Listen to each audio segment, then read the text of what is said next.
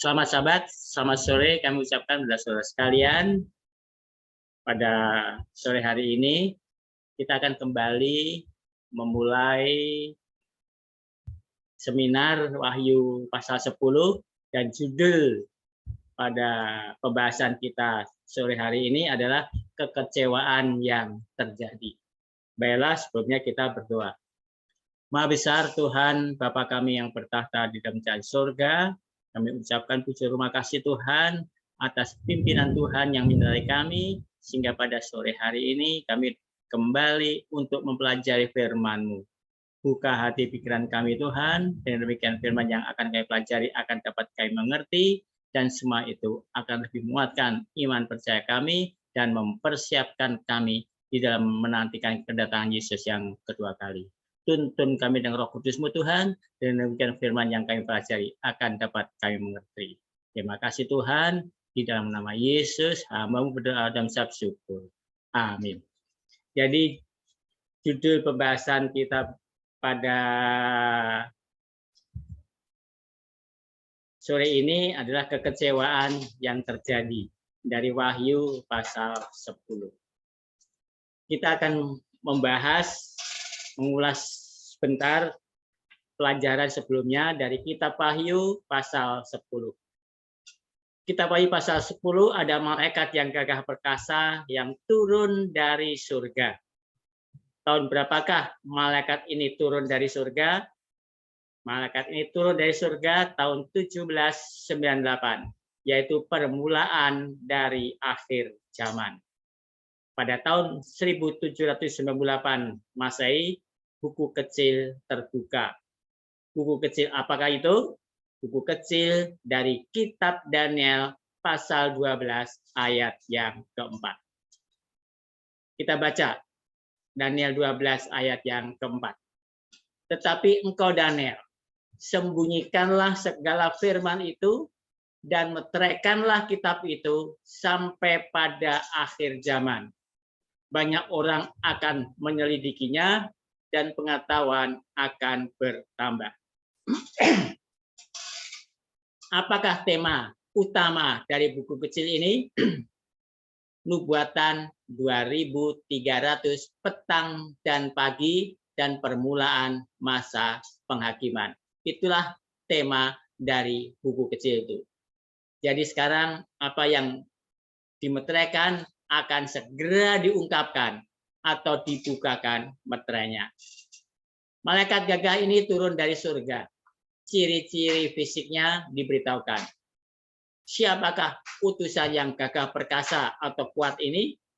Pekabaran datang dari Yesus Kristus sendiri, sesuai dengan yang telah kita pelajari. Malaikat yang gagah perkasa atau kuat ini menjejakkan kaki kanannya di laut dan kaki kirinya di bumi. Apakah artinya itu? Artinya pekabaran dari buku kecil itu akan bersifat mendunia atau global. Pekabaran ini akan pergi ke setiap bangsa, suku, bahasa, dan kaum. Sehingga harus ada orang-orang yang mengabarkan pekabaran ini ke seluruh dunia. Dan organisasi yang mengabarkan pekabaran itu adalah Gereja Masehi Advent hari ke-7. Apakah arti dari tindakan menjejakkan kaki? Ini berarti dia sedang berkata, planet bumi ini milik saya. Dan tentu saja pada sangkakala yang ke-7, dia mengambil alih karena kerajaan-kerajaan dunia telah menjadi kerajaan Kristus. Jadi setelah menjejakkan kakinya dan berkata, dunia milik saya, dan bahwa pekabaran ini akan meliputi seluruh dunia. Kemudian malaikat yang gagah perkasa atau kuat ini mengeluarkan suatu seruan seperti auman singa, karena dia adalah singa dari suku Yehuda. Dan ketika dia berseru seperti auman singa, yang terjadi kemudian adalah 7 huruf. Dan seperti yang kita telah pelajari, 7 huruf merupakan peristiwa-peristiwa yang khususnya terjadi antara tahun 1842 hingga musim gugur pada tahun 1844.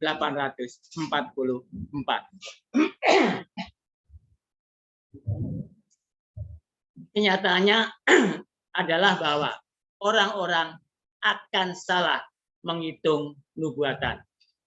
Mereka menyebutkan bahwa Yesus akan kembali datang sekitar tahun 1843 Masehi. Kemudian mengatakan Yesus akan datang pada musim semi tahun 1844. Kemudian mengatakan Yesus akan datang pada tanggal 22 Oktober tahun 1844 Masehi. Semuanya ini adalah 7 huruf. Tujuan dari memeteraikan huruf-huruf itu supaya orang-orang tidak memahami pekabaran dari huruf-huruf itu. Yang berarti bahwa apabila huruf-huruf itu tidak dimeteraikan, mereka akan memahaminya. Tidak akan ada masa kekecewaan, karena mereka akan dapat menghitung masa nubuatan dengan tepat. Jadi, apakah alasan mengapa kesalahan yang akan mereka buat disembunyikan dari mereka? Karena iman mereka perlu diuji. Jadi, ketika Allah menyembunyikan pekabaran dari 7 huruf, artinya Allah memiliki rencana. Sehingga Yohanes diperintahkan untuk tidak menuliskannya, meskipun Yohanes memahami apa yang diserukan oleh 7 huruf itu. Dan hal ini khususnya terjadi antara tahun 1842 Masehi dan tahun 1844. Meskipun kita dapat menelusurinya kembali ke masa William Miller yang memulai belajar Alkitab pada tahun 1818 hingga tahun 1831 ketika dia mulai mengkhotbahkan keyakinannya. Kemudian kita mendapati malaikat yang gagah perkasa atau kuat ini setelah 7 huruf, setelah salah penghitungan, dia mengangkat tangannya. Tangan yang kanan yang diangkatnya, karena dia sedang memegang buku kecil di tangan kirinya. Dia mengucapkan suatu sumpah, dan dalam nama siapakah dia mengucapkan sumpahnya? Sumpahnya dalam nama Allah yang kekal, yang menciptakan langit dan segala isinya, bumi dan segala isinya, dan laut dengan segala isinya. Ketika Alkitab berkata langit dan bumi dan laut, ini berarti segala sesuatu yang diciptakan. Jadi sumpahnya diucapkan dalam nama pencipta. Sehingga ada orang yang berkata, berarti dia bersumpah kepada dirinya sendiri karena Yesus adalah pencipta. Di sini kita harus memahami di tempat tertentu di dalam Alkitab dikatakan Bapa adalah pencipta. Di tempat lainnya dikatakan bahwa Anak adalah pencipta.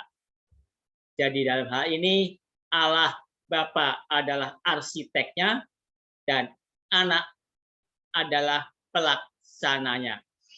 Jadi Anak melaksanakan kehendak Bapa dalam penciptaan. Para malaikat juga dalam penciptaan semua makhluk-makhluk lain di planet-planet yang lainnya. Dan akhirnya penciptaan Adam dan Hawa di planet bumi. Dan apabila kita membaca kitab Wahyu 4 pasal 11, Bapa sedang duduk di atas tahta dan makhluk-makhluk surgawi sedang menyanyikan puji-pujian kepada yang duduk di tahta. Dan mereka sedang memuji dia dan berkata, karena engkau telah menciptakan segala sesuatu dan karena kehendakmu segala sesuatu telah jadi. Kita baca Wahyu 4 ayat 11. Ya Tuhan dan Allah kami, Engkau layak menerima puji-pujian dan hormat dan kuasa. Sebab Engkau telah menciptakan segala sesuatu. Dan oleh karena kehendak-Mu, semuanya itu ada dan diciptakan. Jadi oleh kehendak Bapa, maka semuanya itu ada. Allah Bapa adalah pencipta. Dia mengungkapkan kehendaknya kepada Yesus. Kemudian Yesus menerapkan rencana tersebut.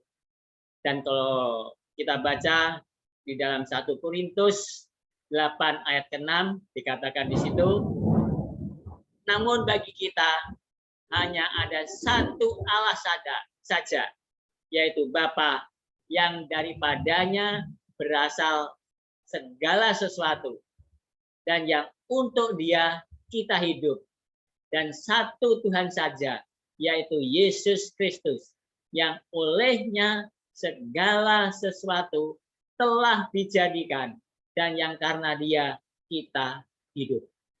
Segala sesuatu berasal dari Bapa melalui anaknya, yaitu Yesus Kristus. Jadi Yesus sedang bersumpah dalam nama Allah Bapa. Dan apakah yang dikatakan dalam sumpahnya? Dia mengatakan dalam sumpahnya bahwa pertama, tidak akan ada waktu lagi. Ini yang terdapat di dalam Alkitab bahasa Inggris dari King James Version.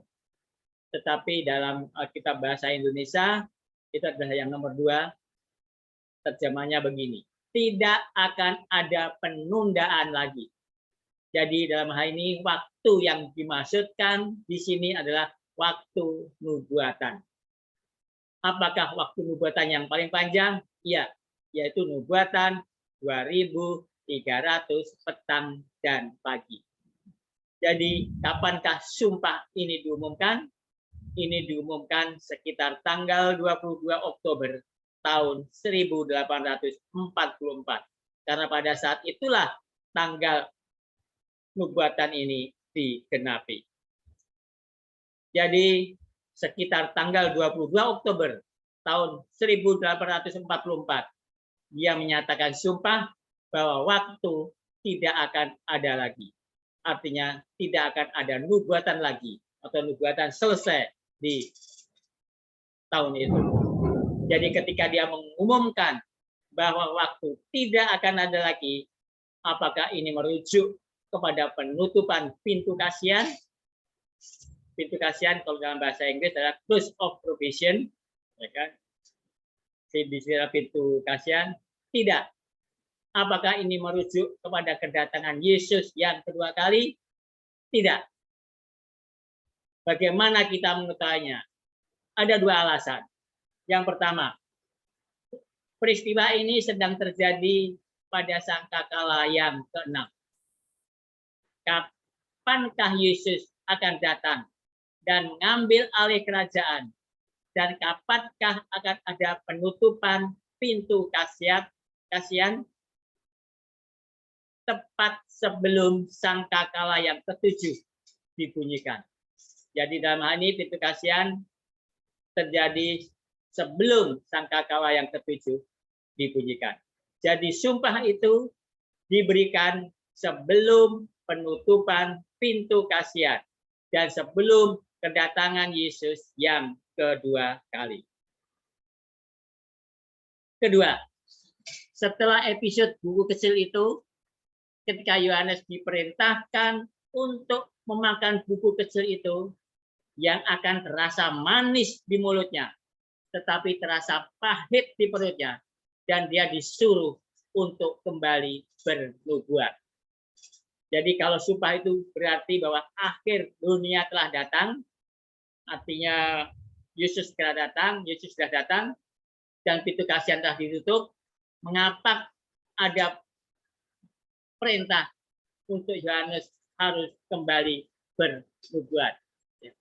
Jadi kalau sumpah artinya bahwa akhir dunia telah datang, dan pintu kasihan telah ditutup, mengapa Yohanes harus kembali bernubuat? Kemudian kita membahas tentang selesainya pernyataan rahasia Allah. Jadi artinya dengan adanya Yohanes diminta untuk kembali bernubuat, berarti itu bukan kedatangan Yesus yang kedua kali atau pintu kasihan ditutup. Kemudian kita membahas tentang selesainya pernyataan rahasia Allah. Apakah pernyataan rahasia Allah? Ini kita sudah bahas di dalam Wahyu 10 ayat yang ke-7. Ini adalah saat ketika pemberitaan Injil berakhir. Jadi selesainya pernyataan rahasia Allah, karena pernyataan rahasia Allah adalah pemberitaan kabar Injil. Ingatkah kita ketika kita membaca perikop dalam kitab Roma pasal 16, ketika Rasul Paulus membicarakan tentang rahasia yang tersembunyi selama berabad-abad, dan kita juga telah membaca suatu pernyataan dari Ellen White yang berkata, apa yang tersembunyi selama berabad-abad dan yang pertama diungkapkan di dalam Taman Eden adalah Injil keselamatan. Jadi, apakah arti dari penyelesaian pernyataan rahasia Allah? Ini berarti bahwa rencana keselamatan telah berakhir. Tidak ada lagi manfaat memberitakan Injil. Jadi rahasia Allah selesai, artinya rencana keselamatan telah berakhir. Tidak akan ada lagi manfaat untuk memberitakan Injil, karena rahasia Allah sudah selesai. Karena tidak ada lagi orang yang akan memilih untuk keselamatan. Jadi penyelesaian dari pernyataan rahasia Allah adalah ditutupnya pintu kasihan bagi manusia. Dan itu terjadi tepat sebelum sangkakala yang ke-7 berbunyi. Jadi rahasia Allah selesai, artinya pintu kasihan ditutup, artinya penghakiman terhadap orang yang terakhir dihakimi itu selesai. Sehingga Yesus dia berdiri melepaskan jubah keimamatannya dan mengenakan mahkota kerajaannya. Itulah rahasia Allah selesai, pintu kasihan ditutup, orang yang terakhir dihakimi selesai, Yesus melepaskan jubah keimamatannya atau pengantaraannya dan dia mengenakan jubah kerajaan dan mahkota kerajaannya. Jadi sangkakala ke-7 adalah ketika Yesus mengambil alih kerajaan. Jadi kejadian pintu kasihan ditutup sebelum sangkakala ke-7 dibunyikan. Tepat sebelum Yesus mengambil alih kerajaan, maka pintu kasihan akan ditutup. Perlu kita ketahui, pintu kasihan selalu ditutup sebelum hukuman tiba. Jadi kita perlu tahu di sini bahwa pintu kasihan selalu ditutup sebelum hukuman tiba. Kita ambil contoh, pada waktu terjadi air bah pada zaman Nuh. Mengapakah Allah mengizinkan 7 hari berlalu setelah pintu bahtera ditutup dan sesungguhnya mulai turun hujan di hari ke-8, awal hari ke-8. Jadi begitu Nuh masuk dan keluarganya, pintu bahtera ditutup, artinya pintu kasihan ditutup. Tapi masih nunggu seminggu lagi, baru hujan turun. Mengapa Allah melakukan hal itu? Mengapa Allah tidak segera menurunkan hujan setelah pintu bahtera ditutup? Ini memang sedang menguji iman mereka. Tetapi apa yang Allah sedang ungkapkan adalah apa yang akan terjadi pada akhirnya. Jadi selama seminggu itu iman mereka diuji. Apakah mereka minta keluar atau tidak, ya kan? Tapi yang jelas iman mereka diuji. Sehingga ada 7 hari tidak terjadi hujan, baru hari ke-8 terjadi hujan. Sama seperti pada zaman Nuh, demikian juga pada saat kedatangan Anak Manusia. Sama seperti pintu ditutup sebelum datangnya kebinasaan dan kelepasan bagi Nuh dan keluarganya. Dengan cara yang sama di akhir zaman nanti, pintu kasihan akan ditutup dan umat-umat Allah akan melalui suatu masa kesesakan yang besar. Kesetiaan mereka akan diuji. Kemudian dunia akan dibinasakan, tetapi umat-umat Allah akan dilepaskan. Kita lihat dalam kronologi akhir zaman ini. Jadi mulai tahun 1844, di situ yang biru paling atas, yang sebelah kiri, itu tahun 1844 penghakiman dimulai. Sampai kapan penghakiman dimulai? Sampai pintu kasihan ditutup. Itulah penghakiman itu. Kalau kita lihat yang biru bagian bawah, penghakiman. Dari tahun 1844 sampai pintu kasihan ditutup. Ya. Setelah pintu kasihan ditutup, disitulah terjadi 7 malapetaka. Disinilah kesetiaan umat Allah diuji. Ya. Sehingga setelah selesai 7 malapetaka, di mana kesetiaan umat Allah diuji, apakah mereka tetap setia atau tidak, setelah itu baru Yesus datang yang kedua kalinya. Itulah. Jadi kalau kita lihat pada waktu zaman Nuh, di situ bukan 7 malapetaka, tapi 7 hari. Tapi di sini ada 7 malapetaka. Diuji mereka, umat Allah. Selama 7 malapetaka itu. Setelah itu baru Yesus datang yang kedua kali. Untuk menjemput umat-umatnya. Itulah kalau kita lihat kronologis pada akhir zaman ini. Jadi di dalam Alkitab secara konsisten dinyatakan keputusan atau vonis dijatuhkan, setelah itu pintu kasihan ditutup, waktu kesesakan lewat, barulah umat Allah dilepaskan. Ya, itulah yang terjadi. Itulah urut-urutannya. Keputusan atau vonis dijatuhkan, artinya penghakiman selesai, semua sudah dihakimi.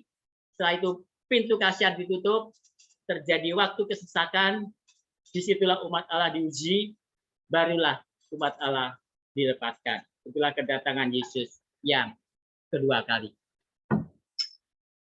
Apakah kitab Wahyu 10 pasal Wahyu 10 ayat yang ke-7 berada dalam urut-urutan yang benar secara waktu? Tidak. Ayat 7 haruslah dipahami sebagai keterangan tambahan antara apa yang terjadi pada ayat 6 dan apa yang akan terjadi pada ayat 8. Wahyu 10 ayat 6 sampai 8. Kita baca. Dan ia bersumpah demi Dia yang hidup sampai selama-lamanya, yang telah menciptakan langit dan segala isinya, dan bumi dan segala isinya, dan laut dan segala isinya, katanya, tidak akan ada penundaan lagi. Itulah Wahyu 10 ayat yang ke-6. Sekarang yang 7 dan 8 kita baca. Tetapi pada waktu bunyi sangkakala dari malaikat yang ke-7, ya, pada waktu bunyi sangkakala. Jadi belum berbunyi, ya, tapi pada waktu bunyi sangkakala berbunyi. Tapi ini adalah artinya belum berbunyi. Yaitu apabila yang meniup sangkakalanya, maka akan genaplah keputusan rahasia Allah seperti yang telah diberitakan kepada hamba-hambanya, yaitu para nabi.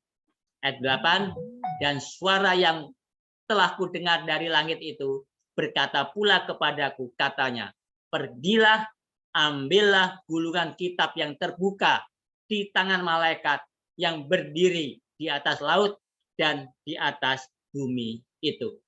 Jadi urutannya adalah sumpah malaikat, lalu rahasia Allah, lalu makan gulungan kitab atau buku kecil. Itulah kalau kita lihat urutan daripada ayat tersebut. Sekarang kita bicara tentang makan buku kecil. Wahyu 10 ayat 8 sampai 9. Kita baca lagi.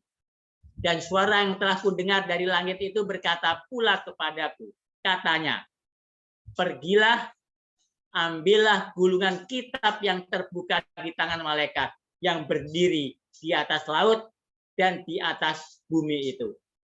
Lalu aku pergi kepada malaikat itu dan meminta kepadanya supaya ia memberikan gulungan kitab itu kepadaku.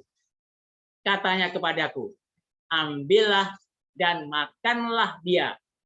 Ia akan membuat perutmu terasa pahit, tetapi di dalam mulutmu ia akan terasa manis seperti madu. Sekarang kita akan mempelajari tentang buku kecil ini yang disebut sebagai pengalaman pahit dan manis. Dimakannya buku kecil itu oleh Yohanes menimbulkan reaksi pahit dan manis. Di dalam mulut buku penghakiman itu manis, jadi ini adalah pekabaran penghakiman. Buku penghakiman ini manis, tetapi ketika sampai di perut, membuat perutnya sakit. Kita telah mengidentifikasi isi dari buku kecil ini sebagai nubuatan 2300 petang dan pagi.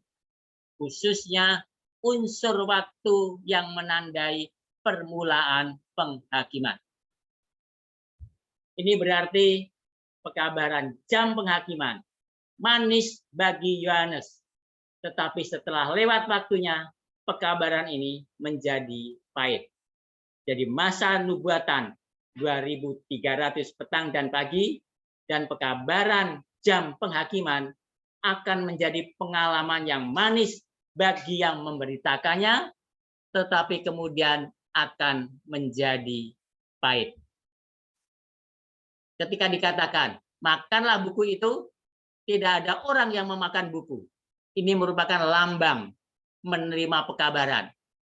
Kita telah membaca dalam kitab Wahyu pasal 10 deskripsi dari buku kecil itu, di mana malaikat berkata kepada Yohanes, makanlah buku kecil itu, maka akan menjadi pahit di perutmu, tetapi manis di mulutmu. Kemudian Yohanes mengambil buku itu, memakannya, dan terasa manis di mulutnya, tetapi pahit di perutnya. Apakah yang dilambangkan dengan manis seperti madu? Ada 3 ayat di sini. Jadi kita lihat ayat-ayat yang sama dengan ini. Sehingga dengan demikian, biarlah Alkitab mengartikan dari Alkitab itu sendiri. Jadi kita tidak mencari-cari di luar, tapi biarlah ayat itu saling mendukung. Alkitab biarlah mempelajari Alkitab itu sendiri. Di dalam Yeremia 15 ayat 16 dikatakan di sini, apabila aku bertemu dengan perkataan-perkataanmu, maka aku menikmatinya. Kalau dalam Alkitab bahasa Inggris, King James Version, dikatakan, the words were found and I did eat them. Artinya, firmanmu ditemukan dan aku memakannya. Jadi kalau bahasa Indonesia, aku menikmatinya, tetapi kalau dalam King James Version, aku memakannya. Jadi firman-Mu itu menjadi kegirangan bagiku dan menjadi kesukaan hatiku, sebab nama-Mu telah diserukan atasku, ya Tuhan alam semesta. Jadi apakah artinya memakan buku itu? Memakan buku itu artinya memakan firman Allah, mempelajari, menerima firman Allah. Di sini menurut King James Version. Ya, kalau bahasa Indonesia menikmatinya, tapi King James Version bahasa Inggris memakannya. Pekabaran yang dimuat buku kecil itu khususnya pekabaran tentang jam penghakiman. Maka dikatakan dalam Yeremia 15 ayat 16, firman-Mu itu menjadi kegirangan bagiku dan menjadi kesukaan hatiku.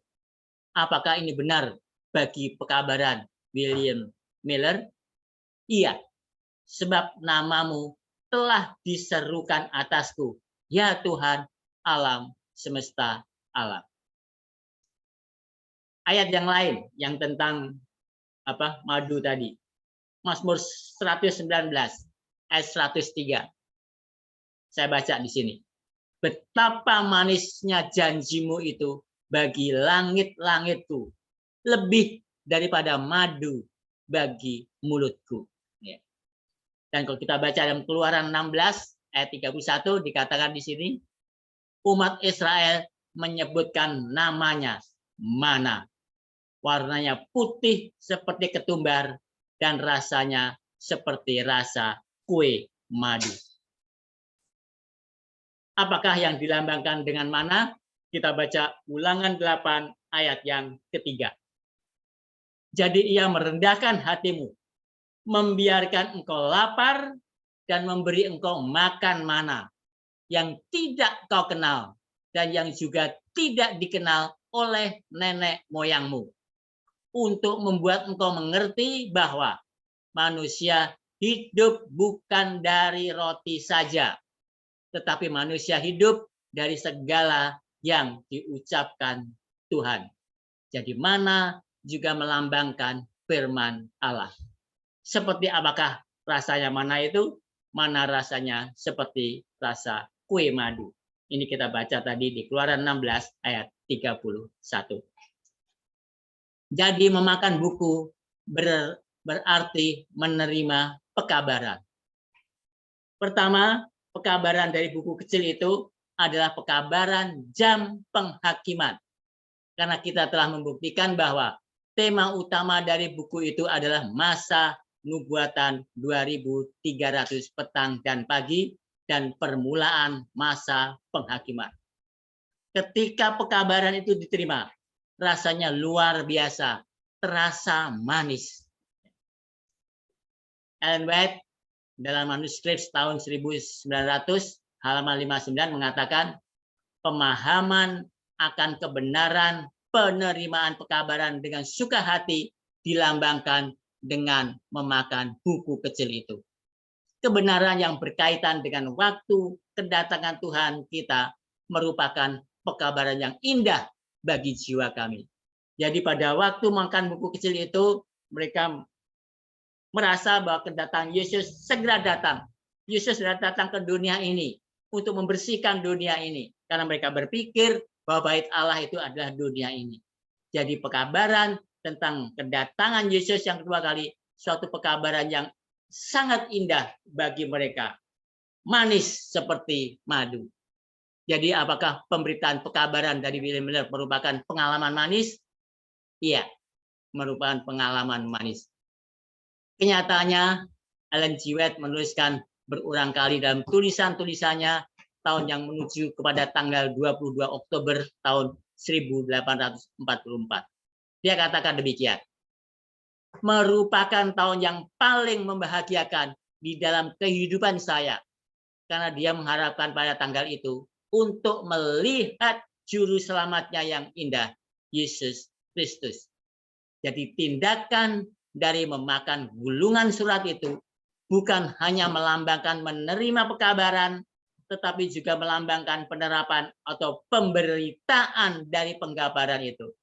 Jadi memakan buku itu tidak hanya menerima pekabaran itu, menerima firman Tuhan itu, tetapi juga melambangkan penerapan atau pemberitaan dari pekabaran itu. Itulah makna dari memakan gulungan surat itu. Dengan kata lain, memakan buku kecil itu tidak hanya berarti sebagai memahami dan menerima pekabaran saja, melainkan juga mereka harus memberitakannya juga. Apakah para pengikut William Miller hanya memakan pekabaran atau memahami pekabaran itu saja? Tidak. Mereka memberitakannya secara besar-besaran dan meluas. Kesamaan yang paling dekat dengan hal ini ada di dalam kitab Yeskiel 3 ayat 1 sampai dengan 4. Kita lihat kitab suci Alkitab biar menafsirkan kitab suci sendiri. Jadi Alkitab menafsirkan Alkitab. Kita lihat ayat yang lain. Ketika ayatnya membahas tema yang sama. Jadi ada buku kecil, manis, dan lain-lainnya. Kita baca Yeskiel 3 ayat 1 sampai dengan 4. Ayat 1.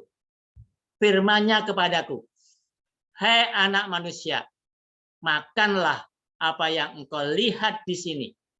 Makanlah gulungan kitab ini dan pergilah dan berbicaralah kepada kaum Israel. ini serupa dengan kitab Wahyu pasal 10. Apakah artinya memakan gulungan surat ini? Karena dikatakan makanlah gulungan kitab ini. Jadi apakah artinya memakan gulungan surat ini? Perhatikan ayat selanjutnya. Dan pergilah, berbicaralah kepada kaum Israel. Jadi yang mesti Yesaya lakukan adalah dia harus memakan gulungan surat itu, dan selanjutnya dia harus memberitakan isi dari gulungan surat itu. Kita baca ayat 2. Maka kubukalah mulutku, dan diberikannya gulungan kitab itu. Dan diberikan gulungan kitab itu kumakan. Lalu firman-Nya kepadaku, hei anak manusia, ini ayat 3. Makanlah gulungan kitab yang kuberikan ini kepadamu, dan isilah perutmu dengan itu. Lalu aku memakannya, dan rasanya manis seperti madu dalam mulutku. Kita lihat tema yang sama dengan kitab Wahyu pasal 10. Jadi dikatakan, makanlah gulungan kitab yang kuberikan ini kepadamu, dan isilah perutmu dengan itu. Lalu aku memakannya, dan rasanya manis seperti madu dalam mulutku. Ayat 4 kita baca, Yeskiel ayat 4 tadi. Ayat pasal 3 ayat 4. Firman-Nya kepadaku, hei anak manusia, mari pergilah dan temuilah kaum Israel, dan sampaikanlah perkataan-perkataanku kepada mereka. Jadi, apakah yang dilambangkan dengan memakan buku?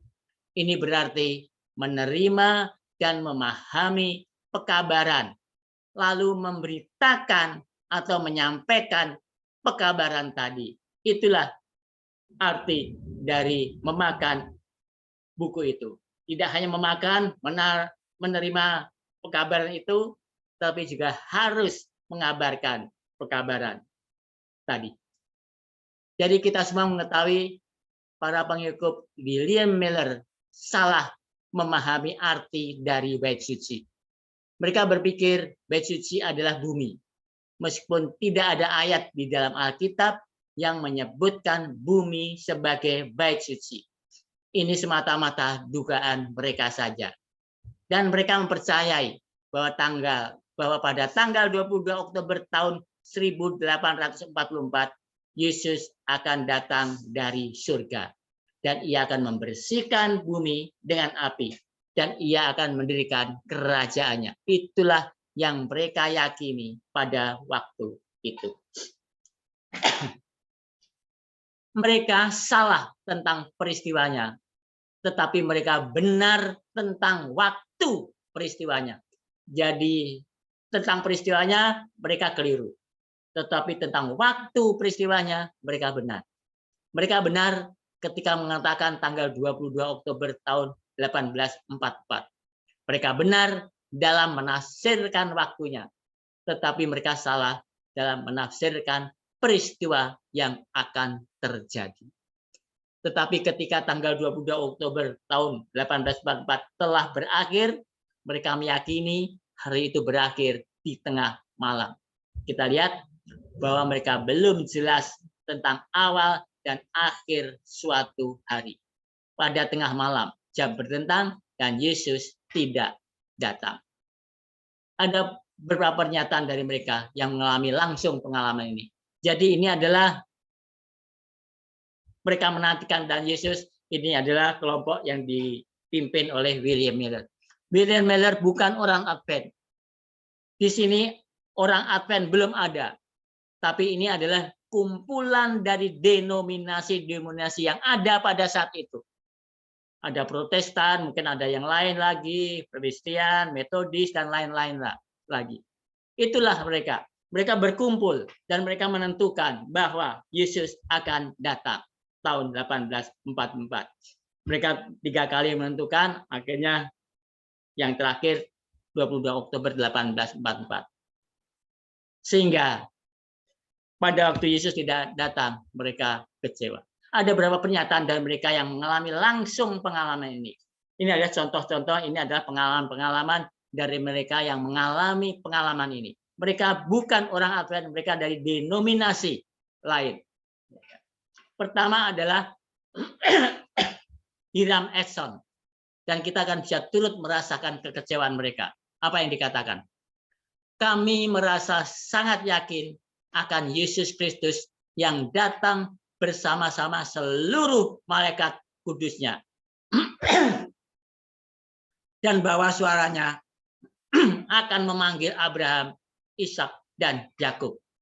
Dan semua orang-orang kudus zaman dulu dan sahabat-sahabat yang telah terpisahkan karena kematian. Dan bahwa ujian dan penderitaan dari pengembaraan kita di bumi akan berakhir. Dan kita akan diangkat dan bertemu dengan Tuhan kita untuk selalu bersama Dia, untuk mendiami rumah bercahaya dari emas di kota emas yang dipersiapkan bagi orang-orang tebusan. Pengharapan kami adalah yang setinggi-tingginya. Jadi kami mengharap-harap kedatangan Tuhan kami hingga jam berdentang 12 kali di tengah malam.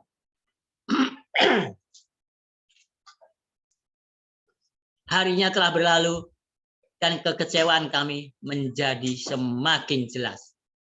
Pengharapan terbesar kami hancur berkeping-keping. Lalu kami mengalami roh duka cita yang sangat dahsyat, seperti yang belum pernah kami alami sebelumnya. Ini nampaknya tidak bisa dibandingkan, bahkan dengan kehilangan semua teman-teman kami di bumi.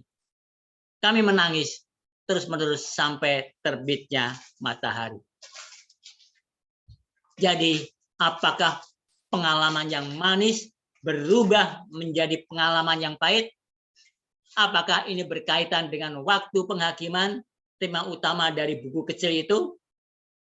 Apakah ini hanya sekedar pemikiran tambahan yang kita coba tambahkan kepada peristiwa yang lampau? Tidak, sama sekali tidak. Ini adalah sesuai dengan apa yang terjadi. Jadi, kita lihat di sini. Penghakiman, pemberitaan itu, Yesus datang untuk menghakimi itu, menjadi sesuatu hal yang manis, kesukaan bagi mereka, karena Yesus akan datang menjemputnya. Tetapi begitu waktunya sudah ditentukan, ternyata tidak, maka itu menjadi pengalaman yang pahit. Itulah manis di mulut, pahit di perut. Itulah pengalaman yang mereka alami. Selanjutnya dikatakan lagi oleh Hiram Edson yang tadi sudah kita baca. Ini pernyataannya dia lagi. Kami menangis terus-menerus sampai fajar. Saya menghiburkan hati saya sendiri dengan berkata, pengalaman Advent saya telah merupakan pengalaman yang paling kaya dan paling bersinar di dalam seluruh pengalaman kekristenan saya. Jika hal ini terbukti sebagai kegagalan, bagaimana dengan pengalaman kekristenan saya lainnya? Apakah Alkitab itu memang gagal? Selanjutnya dikatakan oleh Hiram Edson lagi, apakah memang tidak ada Allah, tidak ada surga, tidak ada kota dari emas, tidak ada Taman Eden? Apakah semua ini hanya sekedar dongeng yang dibuat manusia? Apakah tidak ada kenyataan bagi cita-cita kami yang tertinggi dan pengharapan dari semua hal-hal ini? Demikianlah kami bersedih hati dan menangis apabila cita-cita kami yang tertinggi hilang. Dan seperti sudah saya katakan, kami menangis hingga terbitnya fajar. Ada orang lain yang mengalami pengalaman yang sama secara langsung, yaitu Washington Morse. Dia menuliskan demikian. Dengan lewatnya waktu merupakan pengalaman yang pahit. Umat-umat sejati telah melepaskan segalanya bagi Kristus dan merasakan kehadiran Kristus seperti yang belum pernah dialami. Kasih Yesus mengisi setiap jiwa, dan dengan keinginan yang tak terungkapkan mereka berdoa, datanglah Tuhan Yesus, datanglah dengan segera. Tetapi ternyata dia tidak datang. Dan sekarang kita harus kembali menghadapi kesusahan, masalah dan bahaya-bahaya kehidupan di depan mata orang-orang yang tidak percaya dan yang mentertawakan dan mengejek, merupakan ujian iman dan kesabaran yang sangat berat. Ketika Penatua Helms mengunjungi Waterbury di Vermont, tidak lama setelah lewatnya waktu penantian, dan menyatakan agar saudara-saudara seiman harus menyiapkan diri untuk menghadapi musim dingin selanjutnya. Perasaan saya hampir tak tertahankan. Saya meninggalkan tempat pertemuan dan menangis bagai anak kecil. Perhatikan sekarang apa yang dikatakan William Miller. Waktu penantian berlalu dan keesok harinya seakan-akan seluruh roh jahat dari tempat yang tak terduga dalamnya dilepaskan kepada kami. Orang-orang yang sama dan lebih banyak lagi. Ini adalah alasan bagi mereka. Tidak mengapa untuk tidak memahami. Ya, ini tidak apa-apa. Allah menaruh tangannya atas kesalahan itu. Jadi kita perhatikan adalah perlu untuk mengungkapkan siapa dan ada di pihak mana. Kalau Tuhan tidak menutup, memeteraikan bunyi 7 huruf itu, mereka langsung tahu, sehingga mereka sangat senang. Tetapi apakah benar-benar iman mereka itu? Untuk itulah Allah perlu menguji mereka. Sehingga 7 huruf itu ditutup. Yohanes disuruh memeteraikan apa suara 7 huruf itu. Meskipun Yohanes tahu apa isi dari 7 huruf itu. Tetapi Yohanes diminta untuk memeteraikan, untuk tidak mengabarkan itu. Karena apa? Karena iman mereka perlu diuji. Perhatikan apa yang terjadi. William Miller mengatakan, orang-orang yang sama dan lebih banyak lagi yang berseru untuk belas kasihan 2 hari sebelumnya, sekarang apakah bergabung atau tidak bersama kerumunan orang-orang mengejek dan mengancam dengan cara yang paling menghujat. Jadi sebelumnya mereka berkumpul untuk menantikan Yesus. Karena Yesus akan segera datang, tetapi begitu ternyata tidak datang, mereka mengejek, mengancam, menghujat. Itulah yang terjadi. Inilah kenapa Tuhan melakukan itu, menutup, memeteraikan bunyi 7 huruf ini untuk menguji apakah benar-benar iman mereka benar-benar setia pada Tuhan. Sehingga banyak dari mereka yang tidak lagi mengikuti apa yang telah mereka yakini sebelum waktu itu. Jadi apakah ini benar-benar mengungkapkan apa yang ada di dalam hati mereka? Sungguh pasti. Apakah kekecewaan membantu mengungkapkan hal itu? Ya. Jadi kekecewaan ini tidaklah sama sekali buruk. Apa yang terjadi pada tahun 1844, pengalaman pahit dan manis ini adalah sangat mirip dengan apa yang terjadi kepada para murid-murid Yesus ketika arak-arakan kemenangan. Jadi peristiwa ini di mana mereka menantikan Yesus di tahun 1844, ini pengalaman ini sama dengan apa yang terjadi kepada murid-murid Yesus ketika mereka mengadakan arak-arakan kemenangan untuk masuk ke kota Yerusalem. Terjadi kesamaan yang sangat tepat di antara dua peristiwa ini. Siapakah yang merancangkan arak-arakan kemenangan Yesus memasuki kota Yerusalem? Yesus. Yesus menyuruh murid-murid untuk mengambil keledai. Yesus yang menyuruh. Katakan kepada mereka, Tuhan menghendakinya. Mereka ambil, Yesus menaikinya. Dan Yesus duduk di atas keledai. Mereka berjalan untuk masuk ke kota Yerusalem. Siapa yang mengizinkan orang-orang untuk mengumumkan dia sebagai raja? karena orang-orang mengumumkan dia sebagai raja. Apakah Yesus tahu bahwa orang-orang akan salah mengartikan dia sebagai raja? Tahukah kita bahwa kayu salib merupakan tahta Yesus di dalam kerajaan kasih karunia atau rahmat? Mereka tidak tahu. Yesus akan menjadi rahmat, menjadi raja. Jadi Yesus akan menjadi raja. Raja apa? Kasih karunia. Raja tentang rahmat. Karena dia berkata, sekarang penguasa dunia akan dilemparkan keluar. Aku akan menjadi raja. Raja kasih karunia atau raja rahmat. Bukan kerajaan kemuliaan, melainkan kerajaan rahmat. Itulah yang Yesus katakan. Jadi Yesus menjadi raja, bukan raja kemuliaan, tapi raja kasih karunia. Apakah kita telah memperhatikan semua bahasa yang berkaitan dengan raja yang muncul dalam hari-hari terakhir Kristus? Mereka mengenakan jubah raja kepadanya. Mereka memberikan tongkat kerajaan di tangan kanannya, batang pengukur. Mereka berkata, salam engkau raja orang Yahudi. Pilatus berkata, lihatlah rajamu. Dan mereka menaruh mahkota di kepala raja. Dan mereka menaruh tulisan, inilah Yesus, raja orang Yahudi. Apakah Yesus akan benar-benar menjadi raja? Ya, karena dia akan melemparkan keluar secara sah penguasa dunia ini. Dan dia akan mengambil alih kekuasaan atas dunia ini. Siapa penguasa dunia? Pada waktu itu, setan. Ya kan? Kenapa setan bisa menjadi penguasa dunia?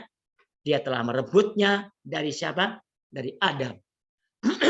Adam diciptakan oleh Tuhan sebagai penguasa dunia ini. Tetapi karena dia berdosa, yang mengikuti ular itu, sehingga penguasa dunia diambil alih oleh setan, oleh ular itu. Dan di sinilah Yesus melemparkan keluar secara sah penguasa dunia ini, dan ia akan mengambil alih kekuasaan atas dunia. Sehingga pada waktu Yesus dicobai, pada waktu setelah dibaptis dari padang gurun, dia dicobai, kalau mau turun kamu dari hubungan atap ini, pasti nanti malaikat akan menolong kamu. Ya kan? Dan dia, semua kerajaan di dunia ini milikmu kalau kamu mau menyembah aku. Karena kerajaan ini, dunia ini sudah diberikan kepada aku. Kapan diberikan? Tadi saya katakan, pada waktu Adam memakan buah yang seharusnya tidak dimakan, tidak boleh dimakan. Itulah artinya kekuasaan dunia diberikan kepada setan. Apakah orang-orang salah memahami Yesus akan sebagai raja? Iya. Mereka berpikir Yesus akan menjadi raja dalam kerajaan kemuliaan. Tapi Yesus adalah raja dari kerajaan rahmat, kasih karunia. Jadi Yesuslah yang merancangkan peristiwa ini dan mengetahui bahwa orang-orang akan kecewa. Apakah dia mengetahuinya? Kita lebih baik percaya dia mengetahuinya. Jadi Yesus mengetahui bahwa mereka akan kecewa. Jadi mengapa Yesus melakukannya? Jika mengetahui bahwa mereka akan salah memahami dan mereka akan mengalami kekecewaan yang dalam, mengapa Yesus tetap melakukannya? Karena hati dari orang-orang yang bersemangat mengumumkan dia sebagai raja perlu diuji. Berapa banyak orang yang tersisa setelah kejadian itu? Umat sisa berapa banyak? Hanya ada berapa orang saja. Orang-orang yang ada di ruang atas pada waktu Yesus telah naik ke surga. Sejumlah kecil umat yang sisa dibandingkan dengan yang mengiringi Yesus naik keledai masuk ke kota Yerusalem dengan berteriak Hosana, Hosana, Hosana. Hanya sebagian kecil saja. Sekarang kita melihat kesamaannya. Apakah arah-arahan kemenangan merupakan pengalaman manis? Kita baca kitab Matius pasal 21. orang-orang menyanyi hosana dan memuji. Para murid berjalan di depan dan Lazarus yang memimpin arak-arakan itu sesuai tulisan Roh Nubuat, dan mereka sangat bersukacita memuji Yesus. Apakah Yesus akan memenuhi waktu khusus nubuatan? Waktu nubuatan yang mana yang akan dipenuhi oleh Yesus? Di tengah-tengah minggu itu Mesias akan disalibkan, artinya menghentikan korban sembelihan dan korban santapan. Daniel 19, Daniel 9 ayat yang ke-27. Kita baca. Raja itu akan membuat perjanjian itu menjadi berat bagi banyak orang selama 1 kali 7 masa. Pada pertengahan 7 masa itu, ia akan menghentikan korban sembelihan dan korban santapan. Dan di atas sayap kekejian akan datang yang membinasakan sampai pemusnahan yang telah ditetapkan menimpa yang membinasakan itu. Ya, jadi inilah nubuatan yang digenapi dengan Yesus disalib. Ini adalah nubuatan 70 minggu. Dan nubuatan 70 minggu adalah bagian dari nubuatan 2300 petang dan pagi. Nubuatan 70 minggu merupakan bagian pertama dari nubuatan 2300 hari atau 2300 petang dan pagi. Apakah perhitungan waktunya benar? Iya. Apakah peristiwanya benar? Tidak. Apakah kita melihat kesamaan dengan akhir nubuatan 2300 petang dan pagi? Apakah mereka salah dalam mengartikan jenis kerajaan? Iya. Setelah arak-arakan kemenangan, ketika Yesus dimahkotai sebagai Raja Kasih Karunia dengan mahkota duri di atas kepalanya, di atas kayu salib, mereka benar-benar sangat kecewa. Itulah nubuatan 70 minggu. Karena akhir dari nubuatan 70 minggu itu adalah pada waktu Stefanus dilempari batu. Jadi disinilah mereka kecewa. Pertama mereka mengharapkan Yesus sebagai raja, tetapi ternyata Yesus mati disalibkan. Kita bisa turut merasakan hal ini dengan mendengar salah satu pengikut Yesus yang berkata dalam perjalanan ke Emmaus. Ini bisa kita baca dalam Lukas 24 ayat 13 sampai 17. Kita baca Lukas 24 ayat 13 sampai 17. Ayat 13. Pada hari itu juga 2 orang dari murid-murid Yesus pergi ke sebuah kampung bernama Emmaus yang terletak kira-kira 7 mil jauhnya dari Yerusalem. Dan mereka bercakap-cakap tentang segala sesuatu yang telah terjadi. Ketika mereka sedang bercakap-cakap dan bertukar pikiran, datanglah Yesus sendiri mendekati mereka, lalu berjalan bersama-sama dengan mereka. Tetapi ada sesuatu yang menghalangi mata mereka, sehingga mereka tidak dapat mengenal Dia. Yesus berkata kepada mereka, apakah yang kamu percakapkan sementara kamu berjalan? Maka berhentilah mereka dengan muka muram. Ketika Yesus menyusul mereka, murid itu berkata, kami pikir Dialah yang akan membebaskan Israel. Kita baca dalam Lukas 24 ayat 21. Padahal kami dahulu mengharapkan bahwa Dialah yang datang untuk membebaskan bangsa Israel.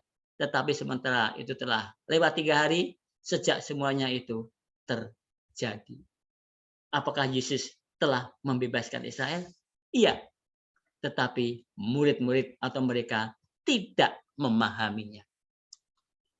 Jadi apa yang dilakukan Yesus sekarang? Dikatakan dalam kitab Lukas pasal 24, mulai dari Musa dan para nabi dan seluruh kitab suci, Yesus mengajari mereka hal-hal mengenai dirinya. Kita baca Lukas 24 ayat 25 sampai 27. Lalu ia berkata kepada mereka, hai kamu orang bodoh, betapa lambannya hatimu, sehingga kamu tidak percaya segala sesuatu yang telah dikatakan para nabi. Bukankah Mesias harus menderita semuanya itu untuk masuk ke dalam kemuliaannya? Lalu ia menjelaskan kepada mereka apa yang tertulis tentang dia dalam seluruh kitab suci, mulai dari kitab-kitab Musa dan segala kitab nabi-nabi. Jadi Yesus berbicara kepada dua orang itu, menjelaskan semua isi kitab Musa, kitab Taurat, dan segala kitab nabi-nabi kepada kedua orang itu. Itulah yang dilakukan Yesus dalam perjalanan itu. Karena ternyata apa yang dinubuatkan dalam kitab-kitab itu mereka tidak mengerti. Dan sekarang setelah Yesus menerangkan semua nubuatan yang mereka telah salah artikan, mereka berkata, mengapa kita begitu buta? Kita baca Lukas 24 ayat 31 sampai dengan 33. Ketika itu terbukalah mata mereka dan mereka pun mengenal dia, tetapi ia lenyap dari tengah-tengah mereka. Kata mereka seorang kepada yang lain, bukankah hati kita berkobar-kobar ketika ia berbicara dengan kita di tengah jalan dan ketika ia menerangkan kitab suci kepada kita? Lalu bangunlah mereka dan terus kembali ke Yerusalem. Di situ mereka mendapati ke-11 murid itu. Mereka sedang berkumpul bersama-sama dengan teman-teman mereka. Mereka mendapatkan pengertian yang baru tentang hal yang Yesus lakukan. Sebelumnya mereka tidak tahu. Tetapi setelah dua orang itu dijelaskan oleh Yesus yang menyertai mereka dalam perjalanan ke Emmaus, mereka baru tahu. Dan memang benar bahwa Yesus adalah Juru Selamat. Mereka mendapatkan pemahaman yang baru. Lalu pada hari Pentakosta, Yesus memasuki bilik suci dalam Ka'bah surgawi untuk memulai pelayanannya sebagai pengantara imam besar. Jadi pada hari Pentakosta, Yesus masuk ke bilik suci untuk memulai pelayanannya sebagai pengantara, sebagai imam besar. Apakah para murid harus pergi dan kembali bernubuat? Apakah mereka telah mengabarkan bahwa kerajaan Allah sudah dekat dan Yesus mengirim mereka untuk memberitakan? Iya.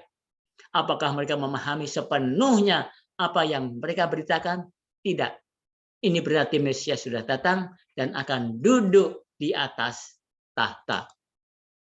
Setelah kekecewaan ketika Yesus menerangkan nubuatan kepada mereka dan mereka memahaminya, apakah mereka diperintahkan untuk kembali bernubuat kepada segala bangsa? Karena itu pergilah kamu dan ajari segala bangsa. Seperti yang dikatakan dalam kitab Matius 28. Jadi sebelum Yesus naik ke surga, dia mengutus murid-muridnya. Ini orang biasa mengatakan ini adalah perintah agung yang terdapat dalam Matius 28 ayat 19 sampai 20. Dikatakan begini.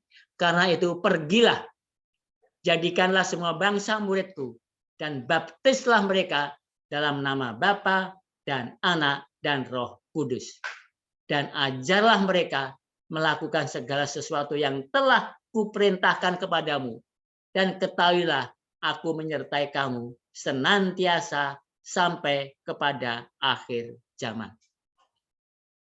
Jadi disinilah Yesus memberikan perintah kepada mereka. Untuk apa? Bernubuat lagi, menginjil. Tetapi dengan suatu pemahaman yang baru apa yang telah terjadi. Sebelum mereka tidak tahu, tetapi setelah dijelaskan oleh Yesus sendiri, tujuannya dia datang ke dunia pertama kali, mereka paham. Sehingga murid-muridnya diutus, pergi, jadikanlah semua bangsa muridku, dan baptiskanlah dan ajar mereka. Itulah perintah Yesus di Matius 28 ayat 19 sampai 20 yang biasa kita sebut perintah agung dari Yesus. Ada hal yang menarik.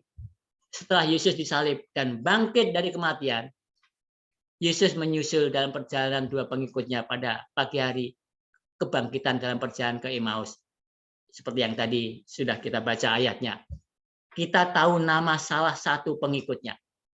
Tapi yang satunya lagi kita tidak tahu. Nama salah satu pengikutnya ada Kleopas. Inilah yang kita baca ayatnya tadi. Jadi ada dua orang yang berjalan, Yesus datang, yang satu namanya Kleopas. Kita baca Lukas 24 ayat 18. Seorang dari mereka namanya Kleopas menjawabnya, adakah engkau satu-satunya orang asing di Yerusalem yang tidak tahu apa yang terjadi di situ pada hari-hari belakang ini? Yang lainnya kita tidak tahu. Mereka sedang berjalan di pedesaan menuju Emmaus. Ya.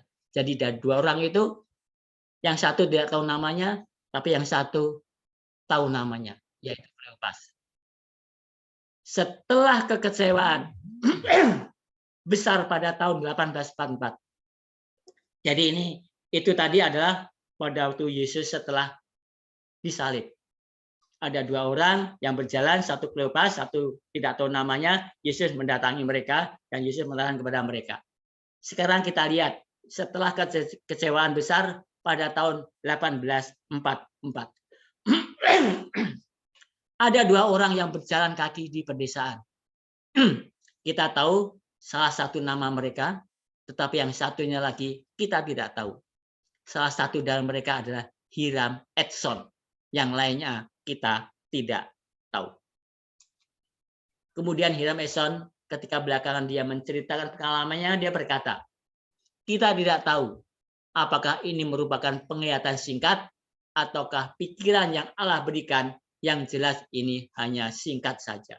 Dia berkata, saya melihat dengan sangat jelas sebagai ganti Yesus datang ke bumi pada tanggal 22 Oktober tahun 1844, Yesus pergi memasuki bilik Maha Suci untuk memulai tahap akhir dari pelayanannya di Bait Suci Surgawi. Dan dengan segera Hiram Edson kembali menemui para umat percaya dan berkata, saya telah mendapatkan inspirasi singkat dari Allah. Mari kita melihat kembali perikut dalam Alkitab. Maka sekarang mereka kembali mempelajari perikop dan sebagai contohnya kitab Daniel pasal 7 dan berkata, bagaimana bisa kita melewatkan bahwa anak manusia tidaklah datang ke bumi. Dia pergi menghadap kepada siapa? Kepada yang lanjut usianya. Apa yang terjadi dengan mayoritas yang tergerak mengenai kedatangan Yesus pada tanggal 22 Oktober tahun 1844, kelompok mayoritas meninggalkan pergerakan Advent. Dan apabila kita membaca buku Early Writing, halaman 52 hingga 54, kita akan menemukan Ellen G. White berkata, dunia Protestan yang menolak pekabaran ini tinggal dalam kegelapan total. Jadi dominasi pada waktu itu yang mereka berkumpul dan mereka mempelajari Alkitab dan mereka percaya bahwa Yesus akan datang tahun 1844, tapi ternyata setelah Yesus tidak datang, banyak dari mereka yang sebetulnya berkumpul dalam pergerakan Advent ini, banyak yang meninggalkan. Tetapi masih ada tersisa umat yang tersisa, tidak banyak, sedikit pada waktu itu. Dari kumpulan-kumpulan dari manusia yang banyak, tinggal sedikit. Dan itulah cikal bakal dari gereja Advent itu. Mengapa mereka meninggalkan? Karena mereka tidak mengikuti Yesus. Mereka melepaskan pandangannya dari Yesus. Jadi mengapa mereka meninggalkan pergerakan itu? Meninggalkan Yesus karena mereka tidak mengikuti Yesus. Mereka melepaskan pandangannya dari Yesus. Mereka hanya memandang kepada kayu salib, gantinya mengikut Yesus. Kita lihat, kita harus mengikuti Yesus. Pertama, kita pergi ke bilik Maha Suci. Pertama, kita tidak pergi ke bilik Maha Suci. Ya. Jadi yang pertama, kita tidak pergi ke bilik Maha Suci, tetapi kita pergi ke kemah. Kemah menyatakan kehidupan Yesus di dunia. Itulah kalau kita lihat struktur dari Bait Suci itu. Kemah menyatakan kehidupan Yesus di dunia. Hukum berkata, apabila engkau seorang berdosa, maka engkau harus mati. Jadi kita semua sedang menunggu hukuman mati. Jadi kita memerlukan seseorang yang menghidupi suatu kehidupan yang sempurna, sehingga kita bisa menghadapi hukum. Maka Yesus datang dan menghidupi kehidupan itu di kemah, di tengah-tengah kita. Dia menghidupkan suatu kehidupan yang sempurna, yang bisa kita tuntut bagi kehidupan kita sendiri. Tetapi kita harus memintanya. Jadi kita harus mengikuti Yesus, bukan hanya kita memerlukan kehidupan yang sempurna, yang merupakan kehidupan yang harus kita hidupkan, yang Yesus dapat berikan kepada kita apabila kita bertobat dan mengaku dosa-dosa dan percaya kepadanya, tetapi harus ada orang yang membayar dosa-dosa kita. Itulah yang pertama. Kedua, maka Yesus harus pergi ke kayu salib dan dia mati bagi dosa-dosa kita. Ketiga, kemudian Yesus pergi ke tempat pembasuhan. Tempat pembasuhan melambangkan kebangkitan Yesus Kristus. Dia membasuh dirinya sendiri dari kematian untuk memasuki tahap selanjutnya dari pelayanannya. Keempat, sekarang Yesus memasuki bilik suci. Untuk apakah Yesus pergi ke bilik suci? Untuk menerapkan manfaat dari pekerjaannya di bumi sebagai pengantara. Kita lihat kehidupan Yesus yang sempurna dan kematiannya bagi dosa adalah untuk semua orang di dunia. Yesus hidup dan mati bagi semua orang yang pernah hidup di dunia ini. Tetapi disinilah masalahnya.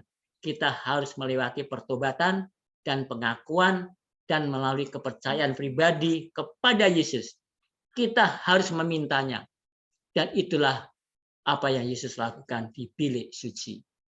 Kita datang dengan iman, Tuhan, saya adalah orang berdosa. Saya menyesal. Harap ampuni saya.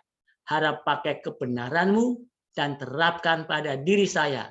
Dan pada saat itu Yesus mengambil kehidupan dan kematiannya dan menerapkannya kepada diri kita. Dan Allah memandang kita seperti kita tidak pernah berdosa. Jadi kita harus memintanya. Kita lihat, kita harus mengikuti Yesus dalam langkah-langkah pelayanannya.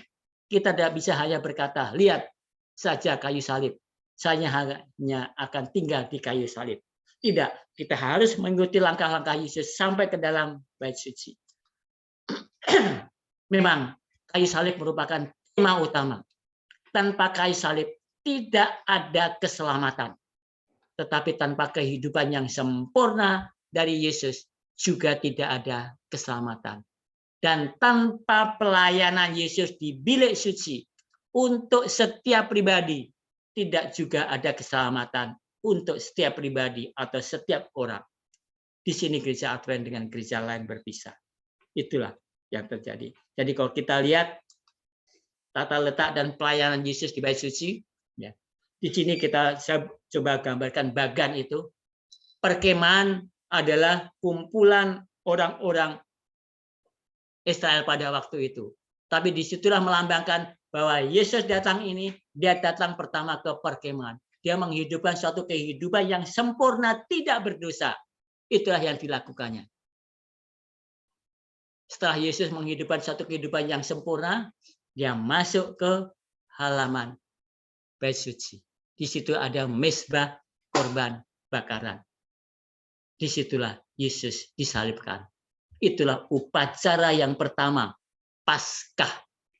Jadi setiap bulan Nisan, tanggal 14, orang Israel, umat Tuhan, melakukan upacara Paskah.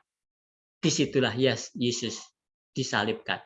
Di mezbah korban bakaran. Itu dilambangkan seperti itu. Itu upacara-upacara ini bisa kita baca di dalam Imamat 23. Jadi hukum-hukum upacara yang ada di Imamat 23 itu adalah kalender of event daripada Yesus untuk keselamatan manusia ini. Tuhan Maha Pengasih. Tuhan Yesus telah memberikan kita hukum Allah, 10 hukum Allah. 10 hukum Allah hanya menyatakan bahwa Kalau kita melanggar, kamu berdosa. Itulah makna dari hukum Allah. Untuk menunjukkan, memberitahukan apa itu dosa. Tetapi kalau kita berdosa dengan melanggar hukum Allah, apa yang harus kita lakukan? Maka Tuhan memberikan bait suci, upacara dalam bait suci, atau hukum upacara. Hukum upacara bisa kita baca di dalam Imamat 23. Nanti kalau ada waktu kita akan bahas itu lebih panjang lebar lagi. Disinilah hukum upacara Paskah itu dilakukan. Yesus disalib. Setelah itu, upacara yang kedua adalah makan roti tidak beragi. Disitulah Yesus dikubur. Setelah Yesus dikubur, itu adalah bencana pembersihan, dia dibersihkan, maka dia ada upacara buah sulung. Hari pertama setelah Sabat. Jadi setelah 3 hari, Yesus bangkit. Setelah bangkit, 40 hari Yesus di dunia ini. Apa tujuannya Yesus di dunia 40 hari? Dia bersaksi bahwa dia telah mati disalib, dia dikuburkan, dan dia bangkit. Itulah tujuannya Yesus 40 hari, dia bersaksi kepada orang-orang, kepada murid-muridnya. Sehingga orang murid-muridnya tahu, ini Yesus yang dulu bersama-sama saya, dan saya juga melihat dia disalibkan, dan dia mati, dia dikubur. Tetapi ternyata Yesus bangkit. Dan Yesus bersaksi kepada mereka, sehingga muridnya juga harus bersaksi kepada orang bahwa Yesus telah bangkit. Setelah 40 hari, Yesus setelah itu naik ke surga, maka 50 hari setelah hari Sabat itu, itulah Pentakosta, upacara yang kelima. 50 hari setelah Sabat itu.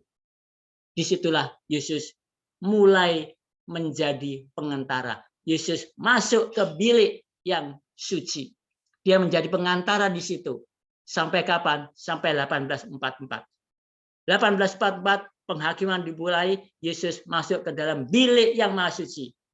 Yesus tidak hanya sebagai pengantara sekarang, mulai tahun 1844, tapi Yesus juga sebagai hakim. Dia sedang menghakimi kita, manusia, umat-umat Allah. Itulah yang terjadi sekarang. Jadi Yesus tidak hanya pengantara saja, tapi dia double sekarang pelayannya. Dia sebagai hakim, dia mengadakan penghakiman. Dan siapa yang dihakimi? Yang dihakimi adalah setiap orang yang sudah menerima Yesus. Jadi apa yang Yesus lakukan ini adalah untuk semua orang. Keselamatan itu ditawarkan kepada semua orang yang pernah hidup di dunia ini. Tetapi pelayanan Yesus ini hanya bermanfaat kepada mereka yang menerima Yesus dan menerima baptisan.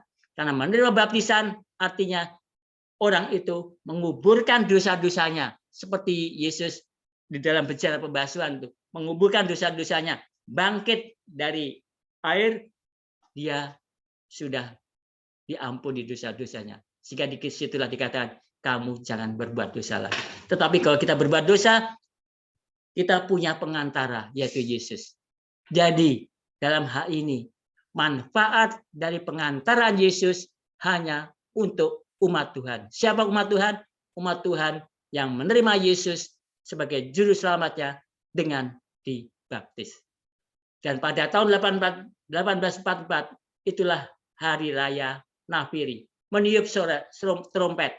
Itu adalah pada bulan ke-7, tanggal 1. Itulah dimulai, kalau sekarang digenapi dalam pekabaran 3 malaikat. Penghakiman telah tiba saat penghakimannya. Dan hari pendamaian, kalau kita baca di dalam hari Grafiat, itu adalah upacara yang ke-6. Yesus masuk ke dalam bilik yang maha suci. Itu tahun 1814. Untuk apa? Mengadakan penghakiman. Inilah upacara-upacara. Ada 6 upacara, ada 7 upacara. Ada 1 upacara yang belum digenapi di sini. Upacara Hari Raya Pondok Daun. Paskah sudah digenapi. Roti tidak beragi sudah digenapi. Upacara buah sulung sudah digenapi. Pentakosta sudah digenapi. Hari Raya Nafiri sudah digenapi. Hari Raya Pendamaian, penghakiman sudah digenapi. Yesus masuk ke dalam bilik yang maha suci. Hanya 1 yang belum digenapi, yaitu Hari Raya Pondok Daun. Kapan Hari Raya Pondok Daun? Bangsa Israel merayakannya pada waktu mereka sudah tiba di Kanaan, di tanah perjanjian itu. Setiap tanggal 15 mereka harus membuat satu pondok daun, itu memperingati akan perjalanan mereka dari Mesir masuk ke tanah perjanjian. Kalau nanti digenapi kapan? Digenapi pada waktu kita, Yesus datang kedua kali, kita melakukan perjalanan dari dunia ini ke surga bersama Yesus pada waktu kedatangan Yesus yang kedua kali. Jadi itulah yang dilakukan Yesus selama di dalam dunia. Dan sekarang yang dilakukan Yesus di dalam bilik Maha Suci di surgawi. Jadi manfaat dari pelayanan Yesus hanya bermanfaat bagi mereka yang menerima Yesus dengan dibaptis. Itulah yang perlu kita ketahui. Jadi dalam kitab Yohanes 3:16 dikatakan, karena begitu besar kasih Allah akan dunia ini, sehingga ia telah mengaruniakan anaknya yang tunggal, supaya setiap orang yang percaya kepadanya tidak binasa, melainkan beroleh hidup yang kekal. Jadi apa yang Yesus lakukan adalah untuk seluruh dunia ini, untuk semua penghuni planet ini, manusia penghuni planet ini. Tetapi keselamatan hanya bermanfaat bagi siapa yang percaya kepadanya. Kita lihat, meskipun keselamatan ini diberikan untuk semua orang, tetapi keselamatan hanya diberikan untuk mereka yang memintanya melalui pertobatan dan pengakuan dosa dan iman kepada Yesus. Barulah kita mendapatkan manfaatnya. Hingga ada gambaran dalam kitab Wahyu pasal 18, di mana dikatakan Babel telah menjadi tempat kediaman roh-roh jahat. Kita bisa baca dalam kitab Wahyu 18 ayat 1 sampai dengan 4. Kita bisa baca ini, Wahyu 18, 1 sampai dengan 4. Jadi mereka tidak takut karena malapetaka itu.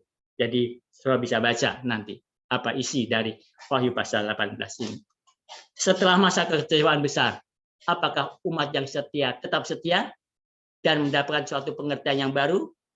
Apakah perlu bagi umat yang sisa untuk maju dan sekali lagi memberitakan pekabaran dengan pemahaman yang baru? Disinilah peranan dari gereja Masai Advent hari ke-7. Apakah sekarang ini kita telah mendapatkan terang yang penuh dari hal yang dulu mereka salah pahami? Tentu saja. Dan pada dasarnya, gereja Masai Advent hari ke-7 mulai dengan umat sisa yang sedikit itu, yang tetap bertahan dalam masa kekecewaan besar. Sama seperti gereja Kristen yang mulai dari umat sisa yang sedikit. Jadi memang kekristenan dimulai dari kekecewaan. Gereja Advent juga dimulai dari kekecewaan. Sekarang dikatakan, kamu harus bernubuat lagi. Wahyu 10 ayat 11. Maka ia berkata kepadaku, engkau harus bernubuat lagi kepada banyak bangsa dan kaum dan bahasa dan raja. Engkau harus bernubuat lagi. Ini merupakan topik yang indah. Bagaimana segala sesuatu digenapi dalam urut-urutan yang tepat. Dan ini benar terjadi. Demikian juga sangat bermanfaat memakai tulisan-tulisan Ellen G. White. Karena dia ada di sana. Pahit dalam perut dan manis di mulut. Wahyu 10 ayat 9. Lalu aku pergi kepada malaikat itu dan meminta kepadanya supaya ia memberikan gulungan kitab itu kepadaku. Katanya kepadaku, ambillah dan makanlah dia. Ia akan membuat perutmu terasa pahit, tetapi di dalam mulutmu ia akan terasa manis seperti madu. Sekarang kita berpindah ke bagian selanjutnya. Ada hal yang janggal dalam perintah malaikat kepada Yohanes. Malaikat itu memberitahu Yohanes, buku itu akan pahit dalam perut dan manis di mulut. Apakah ini berlawan dengan urut-urutan yang sebenarnya? Iya, karena harus terlebih dahulu dimakan sebelum menjadi pahit. Jadi kalau kita lihat, malaikat berkata, ini akan pahit di dalam perutmu, tetapi di dalam mulutmu ini akan manis seperti madu. Tapi Yohanes mengatakan, ini terasa manis seperti madu di dalam mulutku, dan ini menjadi pahit di dalam perutku. Jadi kebalik, inilah yang disebut chiasme. Artinya sebenarnya sama saja, ya kan? Hanya dibalik saja. Itulah makna daripada ayat ini, chiasme. Jadi apakah artinya ketika malaikat menyuruh Yohanes untuk mengambil gulungan surat itu, dan makanya ini berarti bahwa engkau harus apa? Engkau harus kembali bernubuat. Dengan kata lain, engkau harus menerima pekabaran ini dan membagikan pekabaran ini. Maka Wahyu 10 ayat 11 dikatakan, maka ia berkata kepadaku, engkau harus bernubuat lagi kepada banyak bangsa dan kaum dan bahasa dan raja. Kembali bernubuat akan dijumpai dalam pekabaran 3 malaikat. Pekabaran malaikat yang pertama mengulangi apa yang kita dapat dalam kitab Wahyu pasal 10. Pekabaran ini bersifat global dan ini adalah pekabaran penghakiman. Demikian juga pekabaran ini mengarah perhatian kepada pencipta. Jadi, di manakah perintah untuk kembali bernubuat? Ada dalam pekabaran 3 malaikat. Jadi misi yang Allah telah berikan kepada gereja Mahasiswa Advent hari ke-7 dan alasan keberadaan gereja Mahasiswa Advent hari ke-7 adalah untuk memberitakan pekabaran 3 malaikat. Apabila gereja Mahasiswa Advent hari ke-7 tidak memberitakan pekabaran 3 malaikat, tidak ada alasan untuk kita eksis. Atau apakah kita merasa benar secara doktrin seperti yang biasa kita lakukan? Apabila kita tidak kembali bernubuat mengenai penghakiman, pekabaran 3 malaikat yang meliputi Injil, takut akan Allah, muliakanlah Dia, jam penghakiman telah tiba, sembahlah Dia. Itu yang pertama. Yang kedua, memanggil orang-orang keluar dari Babel. Dan yang ketiga, memperingatkan orang-orang agar waspada kepada binatang dan patung binatang dan tanda binatang. Maka kita berarti tidak melakukan hal yang seharusnya kita lakukan. Jadi kita harus melakukan ini semuanya. Wahyu pasal 10 adalah nubuatan yang sangat menarik. Ini merupakan nubuatan yang paling ajaib dari seluruh Alkitab untuk membuktikan bahwa ini adalah pergerakan dari Allah. Tidak ada hal lain yang lebih baik dari hal ini.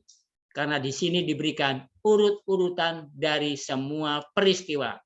Dan ini dibuktikan dengan peristiwa-peristiwa yang sesungguhnya terjadi dalam masa itu dalam sejarah. Peristiwa apakah yang selanjutnya akan terjadi? Apa yang terjadi setelah peristiwa kerajaan besar? Mereka harus kembali bernubuat, mengabarkan pekabaran 3 malaikat. Bernubuat tentang kabar keselamatan dan penghakiman. Lalu Yohanes diberitahu untuk mengukur bait suci. Apakah artinya untuk mengukur bait suci? Mezbah dan orang-orang yang beribadah di dalamnya. Apa artinya mengukur bait suci? Apakah arti kata mengukur? Artinya adalah janganlah menghakimi, agar engkau tidak dihakimi. Karena ukuran penghakiman yang engkau pakai akan diukurkan kepadamu. Kata yang sama dalam bahasa Greka. Dan kitab Wahyu pasal 11 ayat 1 menceritakan apa arti pekabaran. Apa arti kembali bernubuat.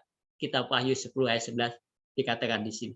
Maka ia berkata kepadaku, engkau harus bernubuat lagi kepada banyak bangsa dan kaum dan bahasa dan raja. Dan Wahyu 11 ayat 1 dikatakan, kemudian diberikanlah kepadaku sebatang buluh seperti tongkat pengukur rupanya dengan kata-kata yang berikut. Bangunlah dan ukurlah bait suci Allah dan mezbah dan mereka yang beribadah di dalamnya. Ini adalah tentang mengukur bait suci. Apabila kita membahas tentang mengukur bait suci, maka bait suci harus dipahami dalam 2 cara. Pertama, ada bait suci surgawi yang sesungguhnya atau literal, di mana Yesus sedang melayani sekarang ini. Kedua, pencerminan dari bait suci itu adalah gereja. Jadi apa yang seharusnya terjadi sementara Yesus sedang memeriksa kasus-kasus dari orang-orang yang mengaku nama Yesus di dalam bait suci surgawi? Apa yang harus dilakukan umat-umat Allah di bumi ini? Ellen G. White berkata, mereka haruslah melakukan hal yang sama. Sementara Yesus sedang membersihkan bait suci surgawi, umat-umat Allah haruslah menyucikan bait suci dari jiwa mereka. Itulah yang dikatakan. Kita banyak menekankan apa yang terjadi pada hari pendamaian dengan imam besar di bilik yang maha suci, sehingga kita lupa memberitahu apa yang harus orang-orang lakukan. Kita lihat Yesus ada di atas sana, di surga. Dia sedang membersihkan bait suci surgawi. Dia sedang melakukan penghakiman. Apa hubungan hal itu dengan diri kita?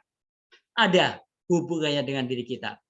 Karena Yesus tidak akan membersihkan yang ada di sana, di surga, di bilik yang maha suci, apabila kita tidak membersihkan apa yang ada di sini.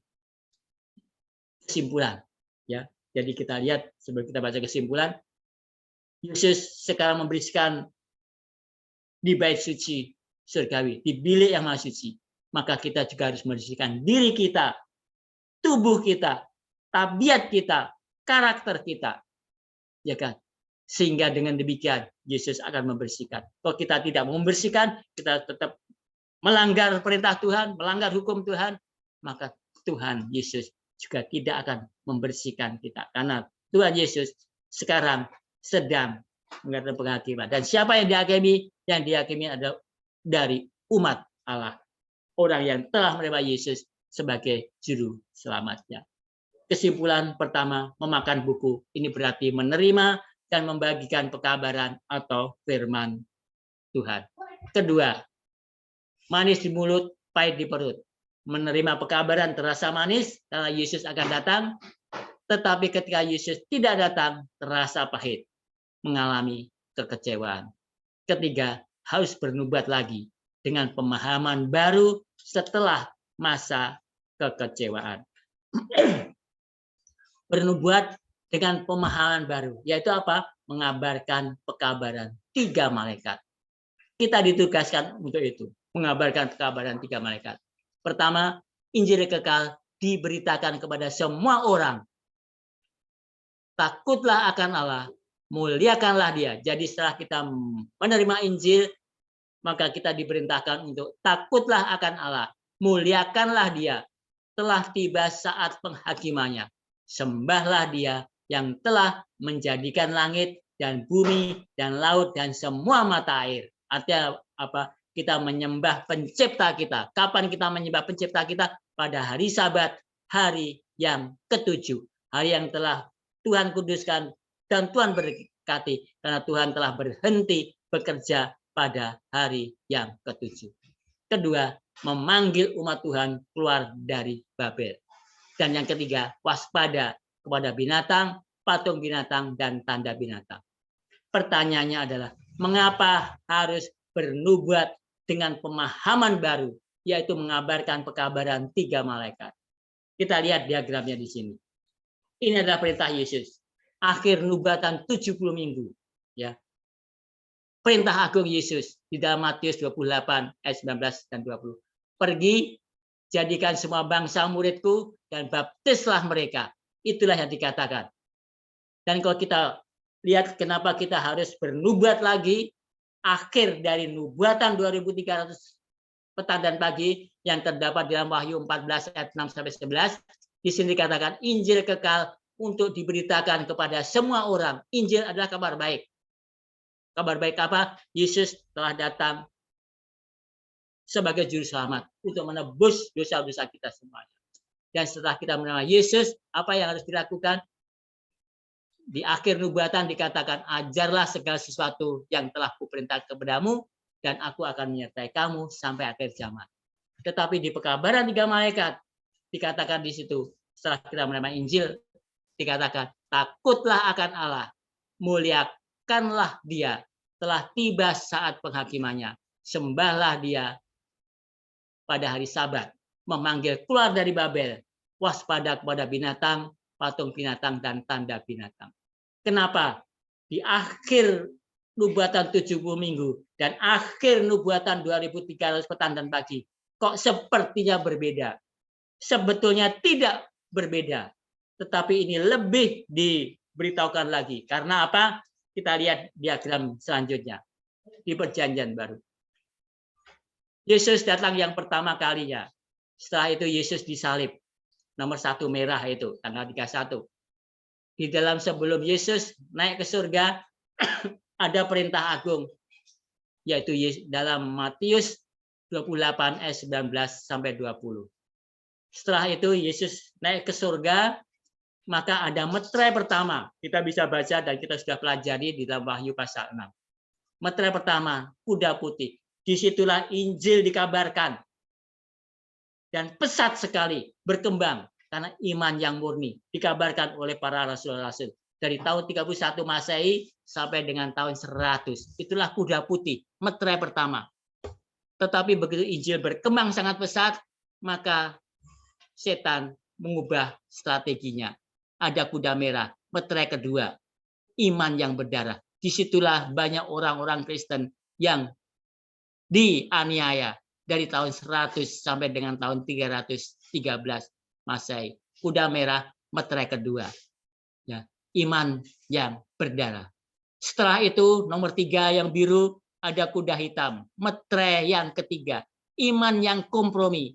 Sabat menjadi minggu. Di sini Kaisar Konstantinopel dia merekomendasikan hari Sabatnya orang Kristen dirubah menjadi hari Minggu. Karena apa? Karena dia ingin menyatukan agama Kristen dengan agama kekafiran. Orang kafir menyembah pada hari matahari, pada hari Minggu. Itulah yang dilakukan. Mereka menyembah matahari. Sehingga karena Konstantin sedang berperang dengan orang barbar, dia ingin menyatukan orang Kristen dengan orang kafir.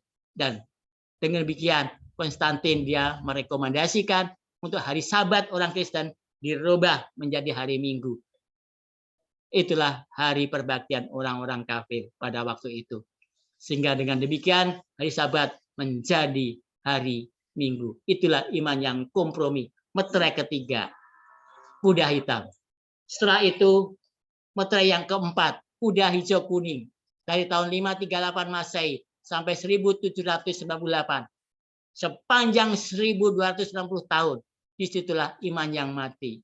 Disitulah Sabat, hari Sabtu, dirubah menjadi hari Minggu. Pada waktu gereja Kristen mula-mula. Iman yang mati. Orang yang belajar Alkitab, orang yang membaca dan mengajarkan Alkitab, mereka dibunuh. Itulah yang terjadi. Terjadi penganiayaan pada tahun 538 Masehi sampai dengan 1798. Selama 1260 tahun. Banyak korban yang mati. Tetapi dalam hal ini Tuhan tidak tinggal diam.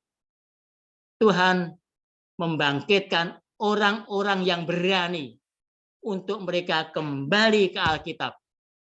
Pertama adalah Waldensia. Dia menyatakan kita harus kembali ke Alkitab.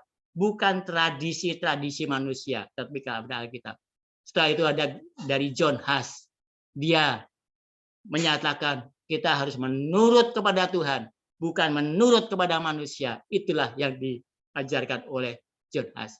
Setelah itu ada Martin Luther. Keselamatan itu adalah kasih karunia dari Yesus Kristus. Bukan karena perbuatan kita, bukan karena ritual-ritual yang kita lakukan, tetapi kasih karunia dari Yesus Kristus. Itulah yang dikatakan oleh Martin Luther. Setelah itu ada John Calvin dari Presbyterian. Kita harus bertumbuh rohani kita. Itulah yang diajarkan oleh John Calvin. Setelah itu ada Anabaptis, yaitu baptis dengan diselamatkan. Mereka tidak percaya dengan baptis percikan, karena baptisan itu ada untuk orang dewasa yang benar-benar dia menerima Yesus sebagai juru selamatnya. Ada pernyataan dari orang tersebut untuk menerima Yesus sebagai juru selamatnya. Itulah arti dari baptisan itu. Dan keenam ada John Wesley dari kaum Metodis. Ini bagaimana kita menjaga kekudusan kita, kita menjaga kehidupan kita.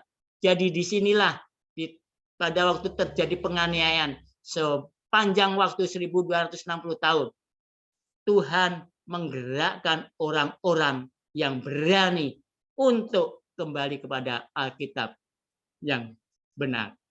Setelah itu, setelah 1798 ada gerakan dari William Miller. Inilah kedatangan Yesus yang kedua kali. Sampai tahun berapa? 1814. Mulai penghakiman dimulai. Dan sekarang yang nomor 6 ada gerakan terakhir. Umat sisa. Gereja Masehi Advent hari ke-7. Untuk mengabarkan pekabaran 3 malaikat. Untuk kembali kepada iman yang murni. Yaitu Wahyu 14 ayat 6 sampai 12.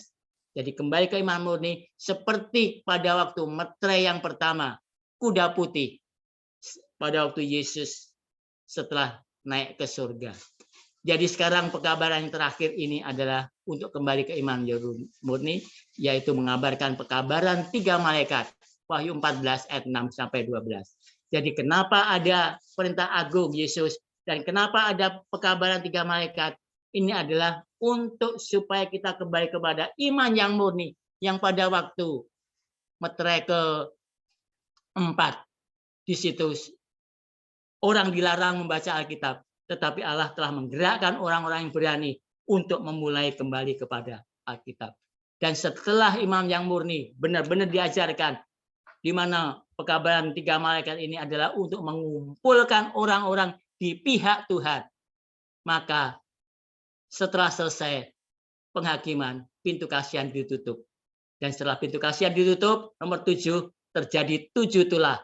Kita bisa baca dalam Wahyu pasal 16. Selesai dari 7 tulah, maka Yesus akan datang yang kedua kali untuk menjemput umatnya. Itu yang nomor 8 biru. Jadi kalau kita lihat, itulah urut-urutannya, kronologisnya. Sehingga sering ada orang mengatakan, kenapa ada perintah agung, kenapa ada pekabaran 3 malaikat, apa bedanya nih, kok kayaknya yang kemarin nggak dipercaya lagi. Pada waktu Yesus memberikan perintah agung ini, di dalam perjalanannya, banyak orang yang mengubah, mulai dari kuda hitam, meterai yang ketiga.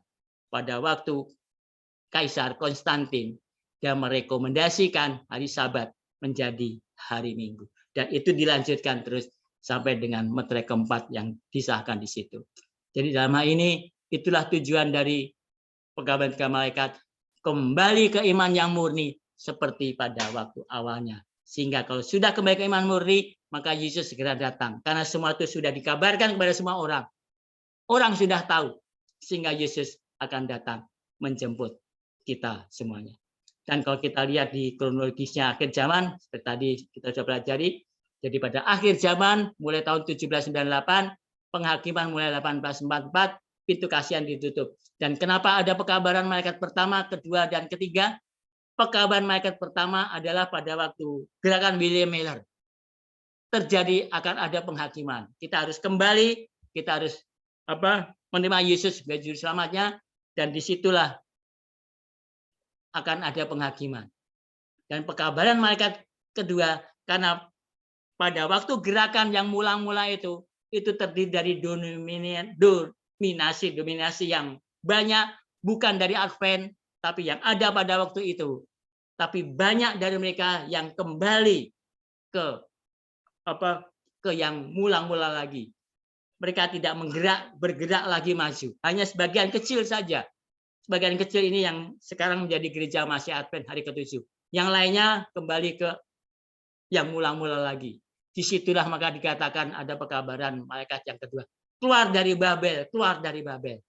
Dan juga diberi peringatan lagi pekabaran malaikat yang ketiga. Kalau tidak, kamu akan menerima cawan murka Allah.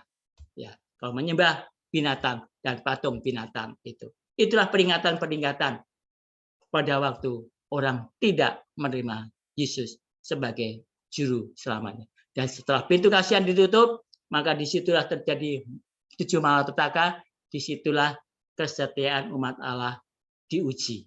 Selesai, Yesus akan datang kedua kali untuk menjemput kita semuanya.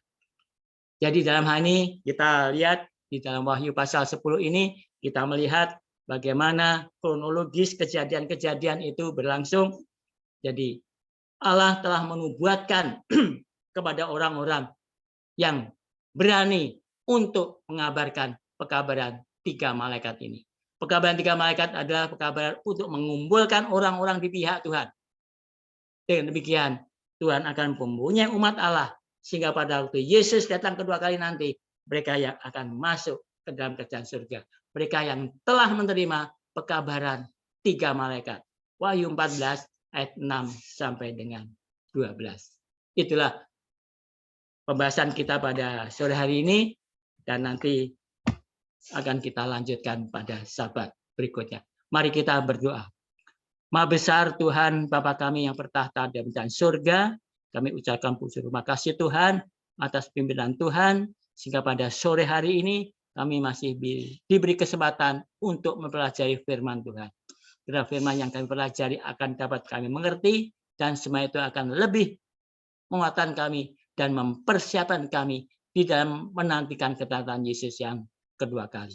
Terima kasih Tuhan, di dalam nama Yesus hamba-Mu berdoa dan mengucap syukur. Amin.